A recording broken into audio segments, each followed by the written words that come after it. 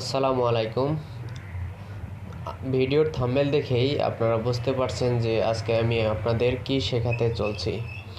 তো আজকের বিষয়বস্তু হলো কিভাবে আমরা এক ক্লিকের মাধ্যমেই মেসেঞ্জারের সমস্ত কনভারসেশন ডিলিট করতে হয়।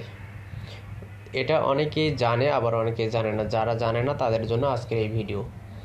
তো চলুন শুরু করা যাক। প্রথমে চলে যাব আমাদের মেসেঞ্জারে যাওয়ার পরে দেখুন এখানে একটা মেসেঞ্জার রয়েছে। আমি যে কোনো একজনের কনভারসেশন বের করব। আমি ধরুন কার বের করি, আমি একটা কনভারসেশন বের করতেছি।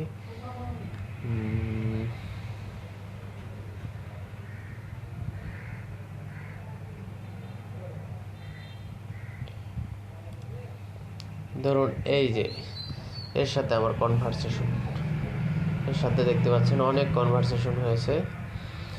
এগুলো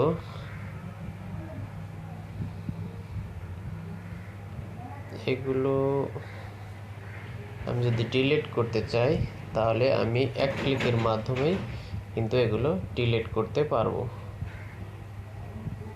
তো প্রথমে চলে যাব উপরে ডান পাশে আই বাটন দেখতে পাচ্ছেন, আই লেখা আছে, ওখানে একটা ক্লিক করব।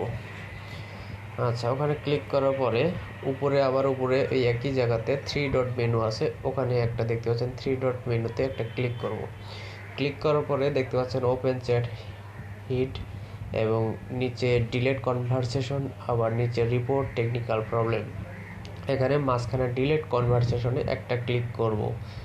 এখানে ক্লিক করার সাথে ক্যান্সেল এবং ডিলিট দুইটা লেখা আসবে। ডিলিটে চাপ দেওয়ার সাথে সাথে সমস্ত ডিলিট হয়ে গেছে। দেখতে পাচ্ছেন সব কিছু কিন্তু ডিলিট হয়ে গেছে। আমি ডিলিট করলাম হচ্ছে আলামিনের, দেখতে পাচ্ছেন আলামিন। আমি যদি আলামিনের আপনার কনভারসেশন বের করে দেখাই, এই দেখতে পাচ্ছেন আলামিন একদম ফাঁকা। আমি কিন্তু এটারই কনভারসেশন ডিলিট করেছি। তো এই হচ্ছে আজকের ভিডিওটি যদি ভালো লাগে তো অবশ্যই লাইক এবং সাবস্ক্রাইব করে পাশেই থাকবেন। ধন্যবাদ সবাইকে।